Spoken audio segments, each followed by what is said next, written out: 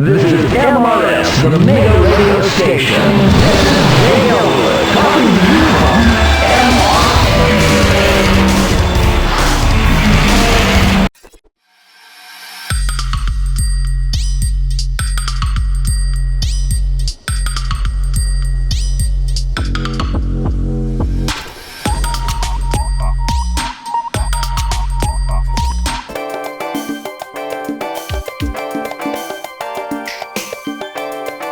I'll meet you here tomorrow, same time, babe.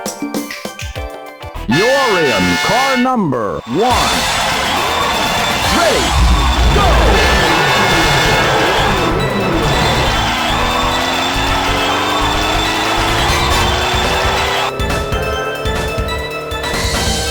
Hello, and welcome back everyone. Today, I am taking a road trip back to 1993 with this largely forgotten game by Sega.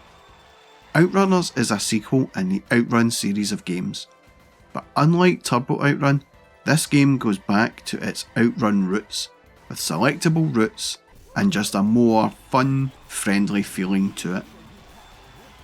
The game featured head-to-head support and, with enough cabinets, up to 8 players could challenge each other.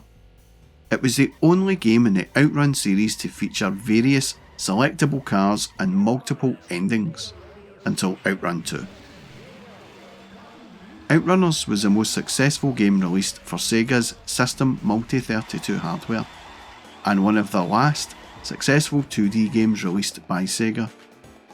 Outrunners was also known for having some of the best looking visuals seen at the time, thanks to creative sprite design and a skillful use of parallax scrolling, similar to that found in Power Drift, which was released 4 years earlier.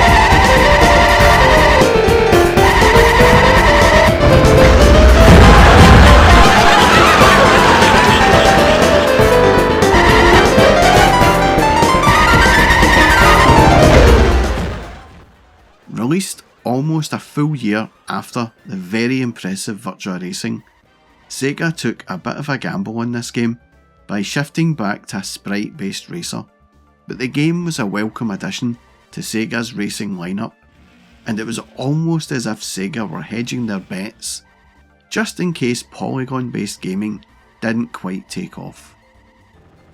All of the selectable cars on Outrunners are fictional convertibles, but do bear resemblance to real cars. Notably, the Speedbuster closely resembles the Ferrari Testarossa featured in the original Outrun. Each car has its own set of characters, consisting of a driver and a passenger, complete with their own unique ending vignette if the player makes it to a goal. Each character set also has their own way of acting when the car crashes, but unlike their Outrun counterparts, they always land right back into the car on the wheels and keep going as if nothing had happened. But maybe best of all, for all the nostalgia fans out there, Outrunners features all of the songs from the original Outrun by Hiroshi Kawaguchi, as well as various new tracks composed by Takanobu Mitsuyoshi and Takayuki Nakamura, along with contributions from Kawaguchi. The game certainly does look and feel much closer to Outrun, especially in terms of visual presentation. The silky smooth road just flows like a ribbon through the screen, and the sense of speed it conveys is absolutely astounding. The roadside objects just fly by you in a blur, as do other road cars with backgrounds changing all the time to feature iconic landmarks or stunning skylines. The whole presentation of it is some of the best from Sega for that period. The sound is leaps and bounds ahead of even the iconic Outrun. With the classic tunes all covered, as well as some new tunes, it provides this feeling of being familiar whilst being new. The sounds of the engines and tyre screeching is excellent throughout, and there is a whole slew of sampled speech in the game. And when it all combines, the atmosphere is truly something to behold.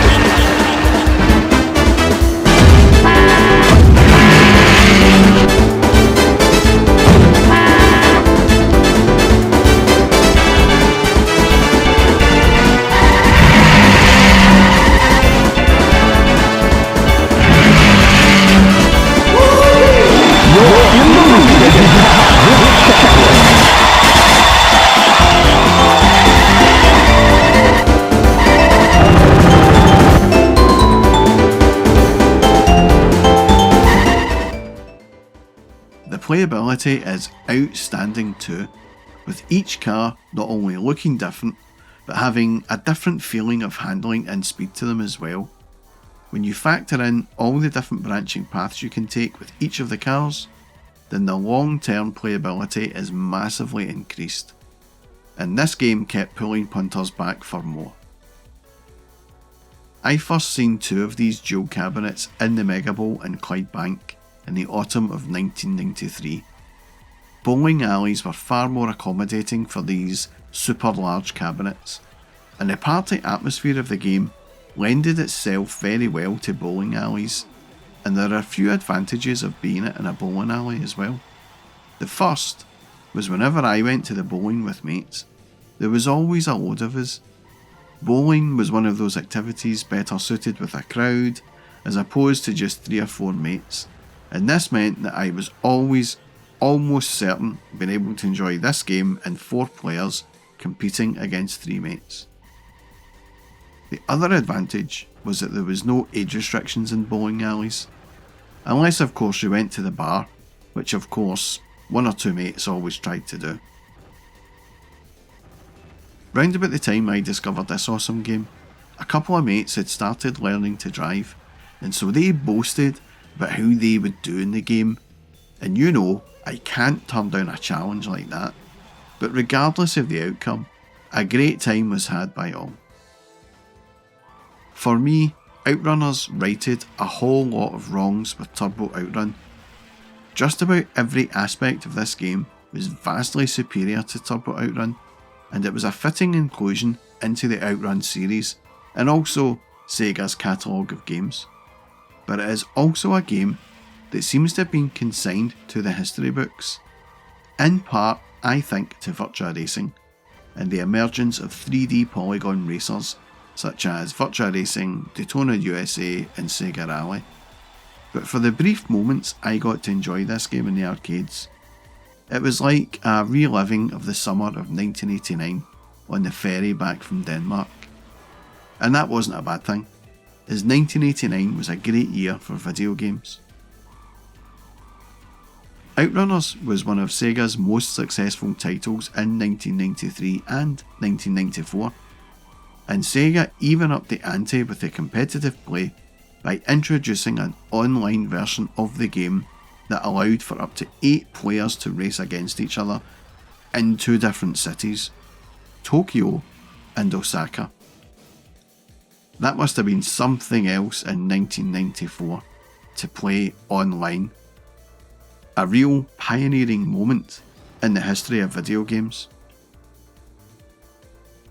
When I was playing this game for the footage and doing some research about sales figures and the like, I was stunned to read that it got a conversion to the Mega Drive, which I did have a look at, but the game was so bad I did not want to include it in this video, and as I had never played it at the time.